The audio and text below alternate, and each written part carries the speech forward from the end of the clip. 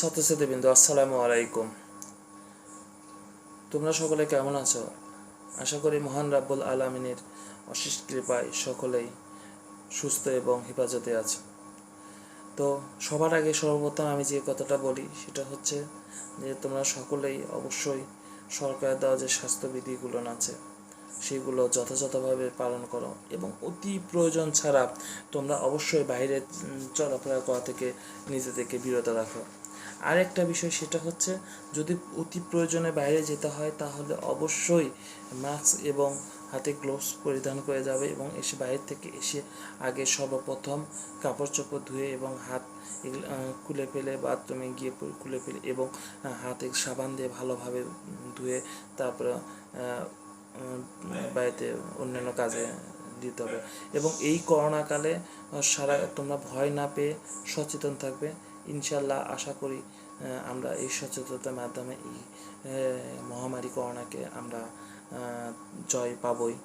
আর আরেকটা কথা, এই মহামারীকালে ঘরে বসে থেকে অবশ্যই নিজেকে সৃষ্টিশীল যে কাজগুলো আছে সেইগুলোর প্রতি বেশি বেশি করে মনোনিবেশ করো এবং বেশি বেশি করে বই পড়ো। এবং ক্লাস হচ্ছে না, তোমরা সংসদ টিভিতে যে ক্লাসগুলো হয় তোমরা অবশ্যই ওই ক্লাসগুলো ফলো করো। তাছাড়া দেশে আরও অনেক বরেণ্য যে টিচার আছে তাদের বিভিন্ন অনলাইনে তাদের ক্লাসগুলো আছে, তোমরা এই ক্লাসগুলো ফলো করো। আমি তো আমার কলেজে যেসব ছাত্রছাত্রী আছে তোমরা তো অবশ্যই আমার এই ক্লাসগুলো করছো এবং এই নিয়ম মেনে তোমরা পড়াশোনা করো। আমি আশা করি তোমরা অবশ্যই আমার দেওয়া এই উপদেশগুলো তোমরা পালন করবে। তো যাই হোক, আজকে আমরা আলোচনা করব 2019-20 শিক্ষাবর্ষের একাদশ শ্রেণীতে যেসব ছাত্রছাত্রী আছে তাদের নিয়ে। ইতিপূর্বে আমরা বাংলাদেশের স্বাধীনতা ঘোষণা ও মুক্তিযুদ্ধ এই 6 নম্বর অধ্যায়ের 2টি আলোচনা করেছি। আজকে আমরা 3 নম্বর আলোচনা করব ইনশাআল্লাহ। তো আজকে আমরা আলোচনার মূল বিষয়বস্তু হচ্ছে বাঙালি নেতৃবৃন্দ যে ভারতে আশ্রয় গ্রহণ করে যে মুক্তিযুদ্ধ পরিচালনা করেছিল এটার উপর আলোচনা করব। এবং প্রবাসী সরকার গঠন এবং মুজিবনগর সরকারের শপথ যে অনুষ্ঠান হয়েছিল এই অনুষ্ঠানে যে কে কোন দপ্তরে পদবিতে ছিলেন এবং কে কোন দপ্তরে দায়িত্ব পালন করেছেন মুক্তিযুদ্ধকালীন, এইগুলো বিষয়গুলো নিয়ে আমরা আলোচনা করব।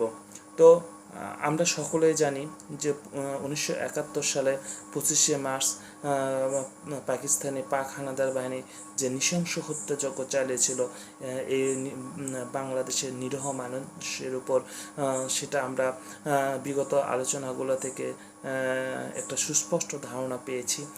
এবং আমরা জানি যে পাক হানাদার বাহিনীগুলো আমাদের যে নেতৃস্থানীয় যে ব্যক্তিবর্গগুলো ছিলেন, বিশেষ করে জাতীয় পরিষদের যে সদস্যবৃন্দ এবং প্রাদেশিক যে সদস্যবৃন্দগুলো ছিলেন তাদেরকে তারা হত্যা করে এ দেশের নেতৃত্বকে একেবারে ধ্বংস করে দেওয়ার তারা একটা পরিকল্পনা গ্রহণ করেছিল। কিন্তু যাই হোক, যখন 25শে মার্চ কালো রাত্রিতে পাক হানাদার বাহিনী নৃশংস হত্যাযজ্ঞ চালিয়েছিল তখন আমাদের দেশে যে নেতৃস্থানীয় যে ব্যক্তিবর্গ ছিলেন তারা ভারতে গিয়ে আশ্রয় গ্রহণ করেন এবং আশ্রয় গ্রহণ করে নিজেদেরকে সংঘবদ্ধভাবে করে কিভাবে এই পাকিস্তানি হানাদার বাহিনীকে থেকে রুখে দেওয়া যায় এবং তাদেরকে পরাজিত করে আমাদের এই দেশটাকে স্বাধীন করা যায় সেটারই পরিকল্পনা তারা করছিল। কিন্তু যে এই যে পাকিস্তানি পাক হানাদার বাহিনী আমাদের এই দেশে এসে নৃশংসভাবে যে হত্যাযজ্ঞ চালাচ্ছিল এবং এই হত্যাযজ্ঞ চালানোর পিছনে আর একটি মূল কারণ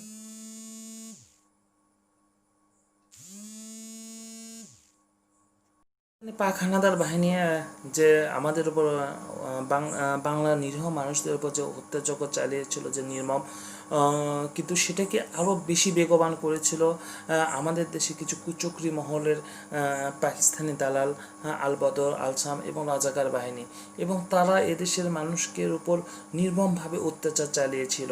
এবং এই নির্মমতা কারণে পাকিস্তানি হানাদার বাহিনী এবং এরা আরও বেশি উৎসাহিত হয়েছিল, এবং পাকিস্তান এইসব রাজাকার বাহিনী, রাজাকার, আলবদর, আলসামস, যারা এদেশের সবচেয়ে দেশের মানুষই এদেশের মানুষের উপর সঙ্গে বেশি শত্রুতা করেছিল, এবং এদের অত্যাচারের মাত্রা এত বৃদ্ধি পেয়েছিল যে, এবং এদের অত্যাচারের কারণেই এদেশ থেকে লাখে লাখে মানুষ ভারতে আশ্রয় গ্রহণ করতে বাধ্য হয়েছিল।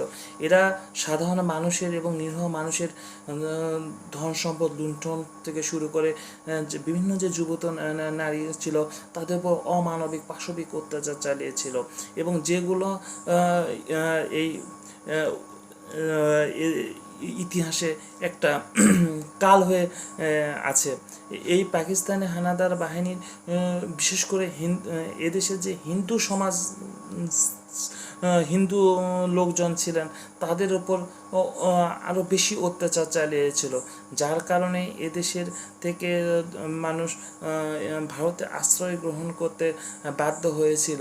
এবং এই দেশের মানুষের যে মানুষগুলো ভারতে আশ্রয় গ্রহণ করেছিল তা অন্ন, বস্ত্র, বাসস্থান এবং এ সকল সুযোগ সুবিধা ভারতের কাছে দ্বারস্থ হতে হয়েছিল।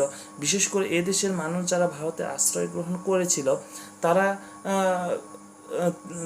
গ্রহণ করেছিল তাদের এই দেশের অনেক ধন সম্পত্তি এবং সব কিছু ভিটাবাটি, গরু, ছাগল, হাঁস, মুরগি সব কিছু ফেলে দিয়ে ভারতে তারা চলে গিয়েছিল, এবং আশ্রয় শরণার্থী শিবিরে তারা আশ্রয় গ্রহণ করেছিল। তো আমরা এবং এইগুলো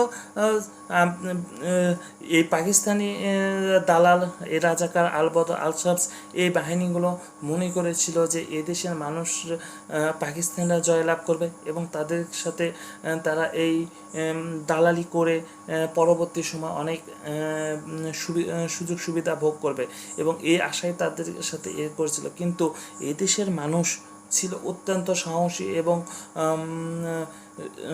এই পাকিস্তানি চক্রকে এবং এদের সুসংগঠিত যে বাহিনী ছিল তাদেরকে তারা প্রতিহত করতে সক্ষম হয়েছিল।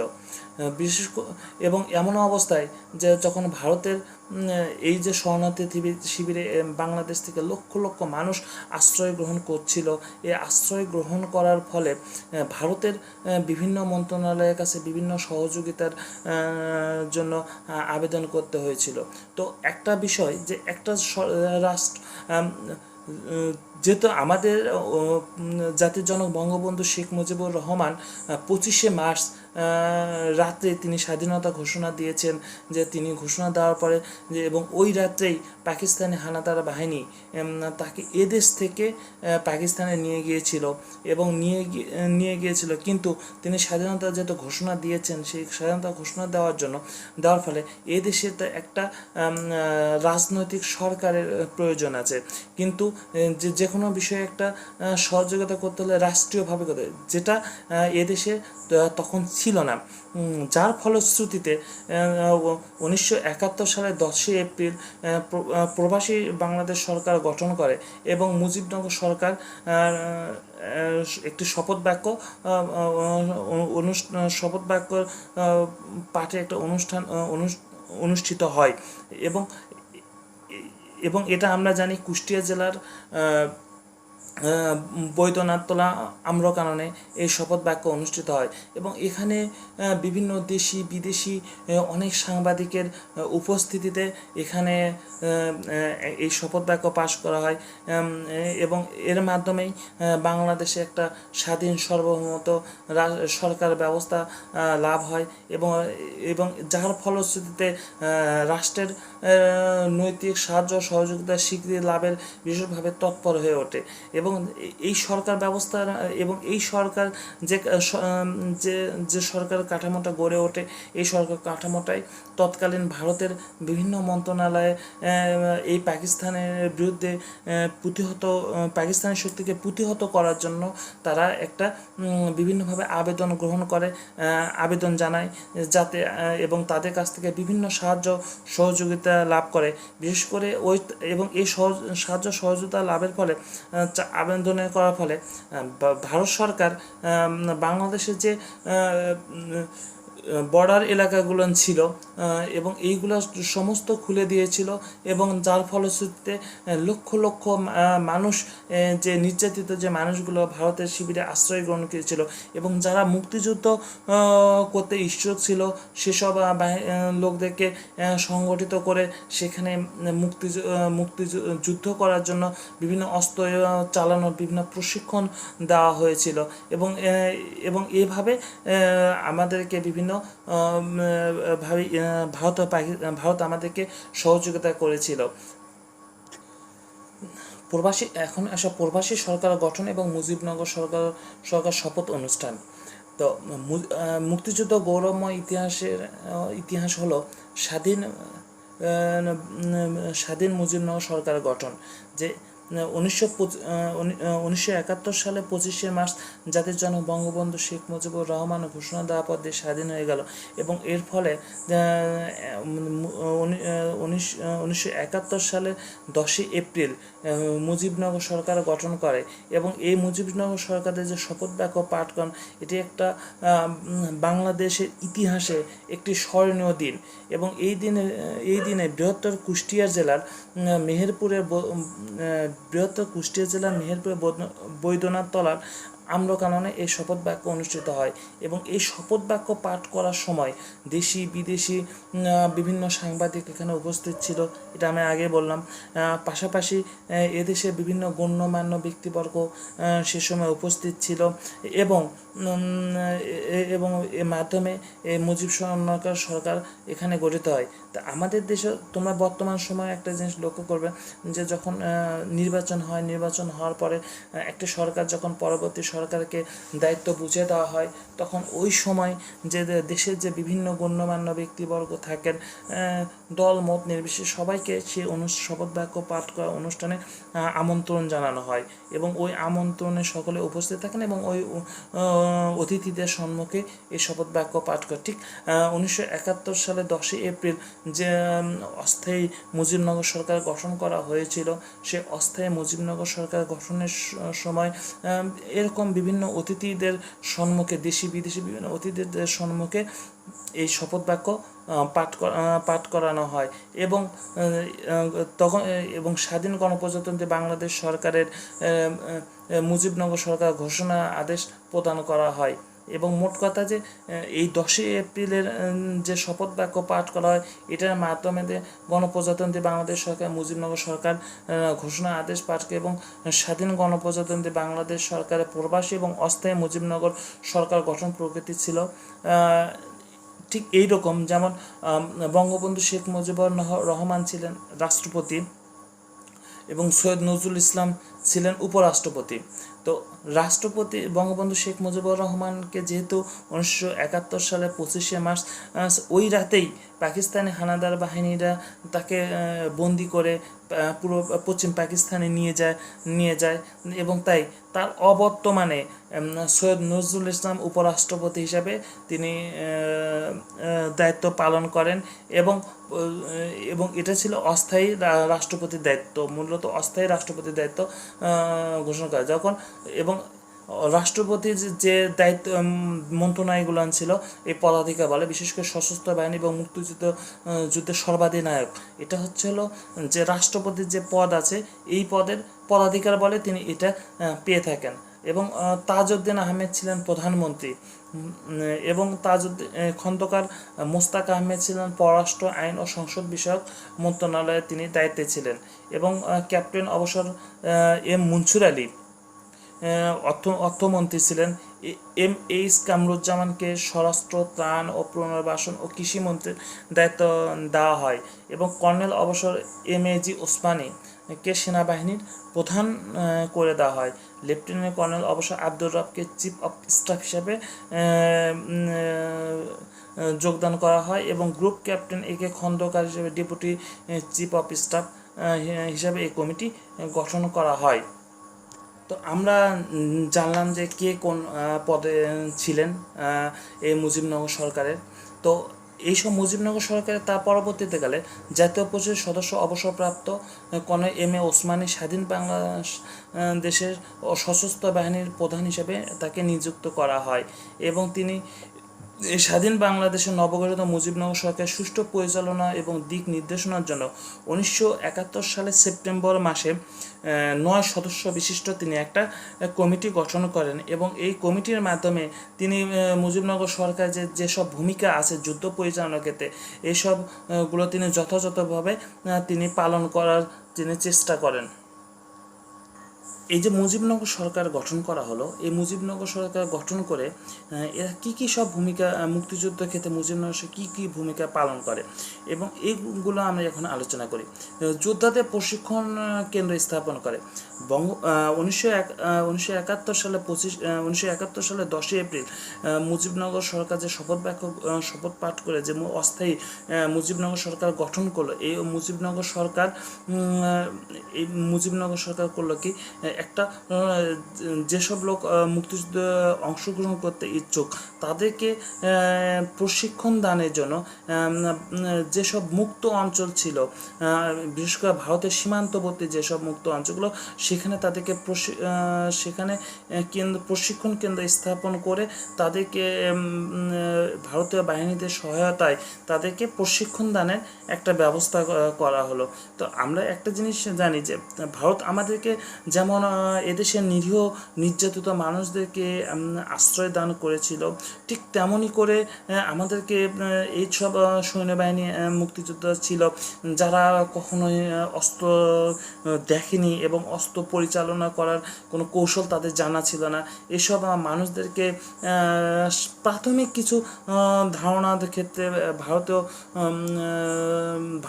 আমাদেরকে অনেক সহযোগিতার হাত বাড়িয়ে দিয়েছিল এবং এই সহযোগিতার ফলে আমরা সেখানে তাদেরকে মুক্তিযোদ্ধাদেরকে প্রশিক্ষণ দানের একটা ব্যবস্থা করতে সক্ষম হয়েছিলাম।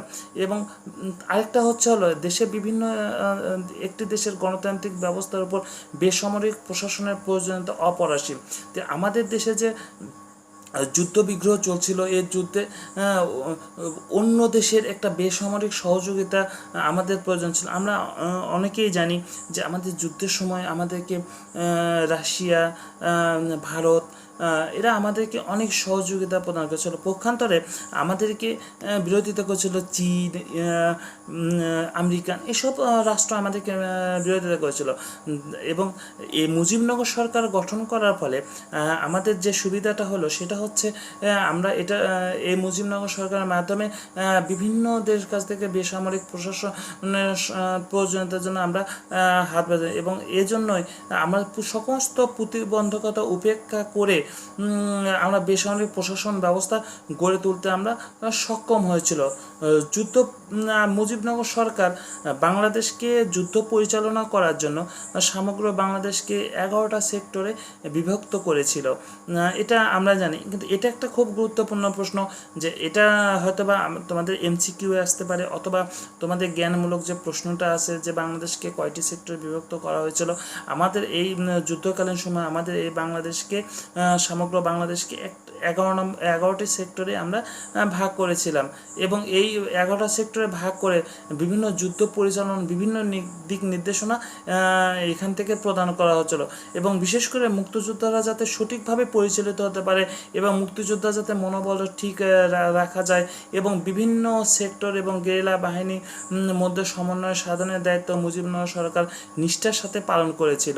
মোট কথা এই যে 11টা সেক্টর ছিল, এই 11টা সেক্টরটা মধ্যে যে প্রতিটা সেক্টরের যে মুক্তিযোদ্ধাগুলো ছিলেন, এসব মুক্তিযোদ্ধাদের মধ্যে সমন্বয় সাধন করা এবং তাদেরকে যুদ্ধের সময় যাতে কোনো প্রতিবন্ধকতা তৈরি না হয় এবং এদেরকে মানসিকভাবে উজ্জীবিত করার জন্য যেসব কাজগুলো ছিল, এটা হচ্ছিল মুজিবনগর সরকার বেশ সুষ্ঠু এবং সুন্দরভাবে পরিচালনা করতে সক্ষম হয়েছিল।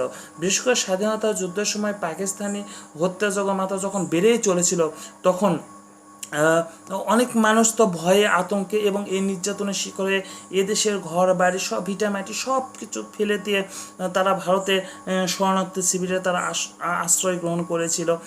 বিশেষ করে এদেশের যে হিন্দু সম্প্রদায় ছিল, তারা তো আমি আগেই বললাম যে তাদের উপর অমানবিক অত্যাচার চালানো হয়েছিল। বিশেষ করে এদেশের আমাদের দেশের যে রাজাকার আল বদর আল শামস বাহিনী ছিল, এরা বিশেষ করে এসব হিন্দু পরিবারদের উপর একটা অমানবিক অপাশবিক একটা নির্যাতন চালাতো এবং এসবের কারণে তারা এ দেশ ছেড়ে তারা অন্য দেশে ভারতে আশ্রয় গ্রহণ করতে তারা বাধ্য হয়েছিল। কিন্তু যখন এই মুজিবনগর সরকার গঠন করা হলো, মুজিবনগর সরকার গঠন করার ফলে তাদের মধ্যে একটা আশার সঞ্চার হলো, যে তাদের মধ্যে একটা আশার বাণী উদিত হলো যে না, আমরা মনে হয় এই যে নির্যাতিত হচ্ছি, আমরা যে বঞ্চনা হচ্ছে, এখান থেকে আমরা হয়তো বা নিজেদেরকে রক্ষা করতে পারবো। এবং এজন্যই এবং মুজিবনগর সরকার যখন এদেশের মানুষকে এই মুক্তিযুদ্ধে অংশগ্রহণের জন্য আহ্বান জানালো, তখন তারা স্বতঃস্ফূর্তভাবে এই স্বাধীনতা সংগ্রামে তারা ঝাঁপিয়ে পড়লো এই পাক হানাদার বাহিনীদেরকে রুদ্ধ করার জন্য এবং তাদেরকে থেমে দেওয়ার জন্য। এবং 1971 সালে মুক্তিযুদ্ধ স্বাধীনতা যুদ্ধে লক্ষ্য এবং পর্যন্ত পাক হানাদার বাহিনীর বর্বরতা এবং মুক্তিবাহিনীর সাফল্য প্রকৃতি বহির্বিশ্ব প্রচার করার জন্য, জনমতকে সৃষ্টি করার জন্য এই মুজিবনগর সরকার একটা প্রশংসনীয় পদক্ষেপ গ্রহণ করেছিল। মোট কথা, আমাদের দেশে যে জেনোসাইড চলছিল, যে হত্যাযজ্ঞটা চালানো হচ্ছিল এবং তারা যে নির্মমভাবে এদেশের মানুষকে হত্যা করতো এবং এই যে অমানবিক যে অত্যাচার এদেশের মানুষের উপর চালানো হতো এবং এটাকে এই পাকিস্তানি হানাদার বাহিনী যে বর্বরচিত যে হত্যাকাণ্ড, এটা বহির্বিশ্বকে জানানোর জন্য যে প্রচারণা চালানোর দরকার, তা মুজিবনগর সরকার অত্যন্ত এবং সুদক্ষতার সাথে পরিচালনা করতে তারা সক্ষম হয়েছিল। এই মুজিবনগর সরকার মুক্তিযুদ্ধের সময় স্বাধীন বাংলা বেতার কেন্দ্র থেকে এবং বিভিন্ন পত্রপত্রিকার মাধ্যমে এই মুক্তিযোদ্ধা যেসব ছিল তাদেরকে বিভিন্নভাবে উৎসাহ প্রদান করত এবং মুক্তিযোদ্ধা এবং জনগণ যদি উদ্দীপ্ত হয়ে স্বাধীন বাংলা বেতার কেন্দ্র এবং দেশাত্মবোধক গান এবং চরমপত্র, এটা আমরা সকলেই জানি যে যাতে আমাদের যে দেশে যে মুক্তিযুদ্ধ হয়েছিল, সবাই কিন্তু আসলে অস্ত্র ধারণ করেনি। কেউ মুক্তিযোদ্ধাদেরকে সহযোগিতা করেছে খাদ্য বস্ত্র দিয়ে, কেউ আশ্রয় দিয়ে এবং গান কবিতা এবং বিভিন্নভাবে এদেশের মানুষ ঝাঁপিয়ে পড়েছিল এবং এই পাক হানাদার বাহিনীদেরকে যে বর্বরচিত হত্যাকাণ্ড চালিয়েছিল এগুলো রুখে দেওয়ার জন্য। তো আমরা মোটামুটি এবং এই মুজিবনগর সরকার বেশ সফলভাবে এসব মুক্তিযোদ্ধাদেরকে পরিচালনা করে এসব অনুষ্ঠানের মাধ্যমে এবং সংবাদপত্রের মাধ্যমে বিভিন্ন প্রচারণার মাধ্যমে এসব মুক্তিযোদ্ধাদেরকে উজ্জীবিত করতে তারা সক্ষম হয়েছিল। এখন আসলে এদেশের মানুষ যেমন একদিকে যেমন মুক্তিযুদ্ধ পরিচালনা করছে, তেমনি অন্যদিকে কি করছে, যারা মুক্তিযুদ্ধ অংশগ্রহণ করছে পাকিস্তান হানাদার বাহিনী সেসব মানুষদেরকে আত্মীয় স্বজন যারা আছে তাদের উপরে বিভিন্নভাবে অত্যাচার এবং পাশবিক অত্যাচার চালাতো এবং এসব চালানোর ফলে কী কাজ করলো, তারা ভারতে বিভিন্ন আশ্রয় গ্রহণ নিতে লাগলো এবং এজন্য ভারতের সরকারের কাছে আসলে আমরা অনেকভাবে কৃতজ্ঞ যে মুক্তিযুদ্ধের সময় তারা আমাদেরকে বিভিন্নভাবে সহযোগিতা দান করেছিল। এবং বিশেষ করে যে সমস্ত সরকারি কর্মকর্তা কর্মচারী এবং ছিলেন এবং যেসব মুক্তিযুদ্ধ অংশগ্রহণ করেছিলেন তাদেরকে তাদের আত্মীয় স্বজনকে চিনিয়ে দেওয়ার জন্য এদেশের যে রাজাকার বাহিনী ছিল, এই রাজাকার বাহিনীরা সেসব আত্মীয় স্বজনদেরকে চিনিয়ে দিত এবং পাকিস্তান হানাদার বাহিনী তাদেরকে নির্মমভাবে হত্যা করতো। তাই যেসব লোক মুক্তিযুদ্ধে অংশগ্রহণ করেছে তাদের আত্মীয় স্বজন ভারতে তারা আশ্রয় গ্রহণ করে এবং এই আশ্রয় শিবিরে এবং এজন্য ভারত সরকার ত্রিপুরা, আসাম, মেঘালয়, পশ্চিম বাংলায় আশ্রয় শিবিরগুলো খুলে দেয় এবং প্রতিদিন পাক বাহিনীর অত্যাচার শিকার হয়ে দলে দলে লোক ভারতে আশ্রয় গ্রহণ করে। প্রায় 1 কোটি মানুষ সেই সময় ভারতে আশ্রয় গ্রহণ করেছিল। তবে এখানে যারা আশ্রয় গ্রহণ করেছে এখান থেকে লক্ষ লক্ষ কিশোর সেই সময় মুক্তিযুদ্ধে অংশগ্রহণ করেছিল। এবং আমরা আগেই বললাম যে যারা এসব লোক, সাধারণ মানুষ যারা কখনো অস্ত্র দেখেনি, অস্ত্র পরিচালনা করতে পারেনি, তাদেরকে প্রশিক্ষণ দানের ব্যবস্থাও ভারত সরকার সে সময় নিয়েছিল। এবং ভারতের সরকার শুধু বাঙালিদেরকে আশ্রয় দিয়ে যে তারা ক্ষান্ত হয়েছিল তা না, তারা বরঞ্চ এই যে বাংলাদেশের মানুষদের উপর, নিরীহ মানুষদের উপর যে নির্মমভাবে হত্যাযজ্ঞ চালানো হচ্ছে, তাদেরকে যে অত্যাচার করা হচ্ছে, এই অত্যাচারের কথা তারা বহির্বিশ্বকে জানাতেও কখনো কুশল করেনি। তাই মুক্তিযুদ্ধের সময় ভারত আমাদেরকে যেভাবে সহযোগিতা করেছিল, তো এই সহযোগিতার কথা যদি আমরা কখনোই সেটা ভুলতে পারবো না। আমাদেরকে অবশ্যই সেটা কৃতজ্ঞতার সত্ত্বে আমাদেরকে স্মরণ করতে হবে। এবং তারা আমাদেরকে শুধু তাই দেয়নি, এবং তারা আমাদেরকে সর্বপ্রথম স্বাধীনতার স্বীকৃতি দান করেছিল এবং তারা আমাদেরকে সৈন্য দিয়ে সহযোগিতা করেছিল এবং যার ফলশ্রুতিতেই আমরা খুব মাত্র 9 মাসের মধ্যে এদেশের মাটিকে পাক হানাদার বাহিনীদেরকে বিতাড়িত করতে সক্ষম হয়েছি। তো আমার প্রিয় ছাত্রছাত্রীবৃন্দ, অবশ্যই তোমরা এই মুক্তিযুদ্ধের উপর একটা প্রবন্ধ রচনা করবে এবং সেটা পরবর্তী কলেজ যখন স্বাভাবিক হবে সেটা অবশ্যই তোমরা আমার কলেজের যেসব ছাত্রছাত্রী আছে তারা অবশ্যই আমাকে দেখাবে এবং অন্যান্য জায়গায় যে ছাত্রছাত্রী কলেজ আছে তোমরা তোমাদের টিচারদেরকে অবশ্যই সেটা দেখাবে। এবং আমি তোমাদেরকে একটা কথাই বলবো, তোমরা অবশ্যই সাবধানে থাকবে এবং স্বাস্থ্যবিধি মেনে চলাফেরা করবে এবং ভালো থাকবে এবং সকলে তোমরা আমার জন্য দোয়া করবে। আল্লাহ হাফেজ। আসসালামু আলাইকুম।